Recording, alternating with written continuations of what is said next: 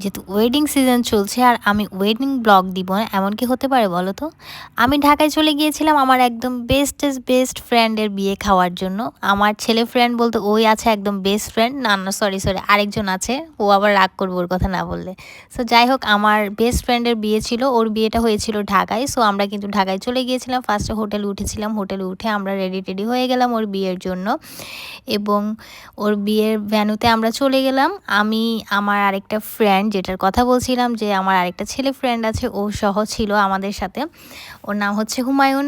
ও সহ আমরা কিন্তু যখন গেলাম আমাদেরকে কিন্তু খুব সুন্দর করে ওরা বরণ করেছিল, একদম ফ্লাওয়ার দিয়ে সুন্দর করে বউয়ের পক্ষ থেকে আমাদেরকে বরণ করেছিল।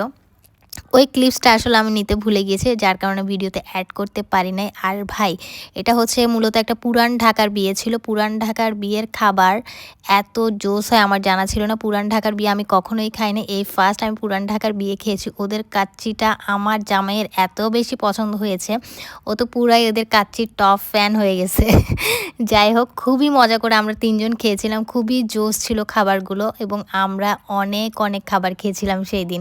আর ওদের যে জর্দাটা ছিল, জর্দাটাও অন্যরকম টেস্ট ছিল। আমরা যখন গিয়েছিলাম তখনও কিন্তু জামাই আসে নাই, কিছুক্ষণের মধ্যেই জামাই চলে আসবে। চলেন ক্লিপসটা আমরা দেখি।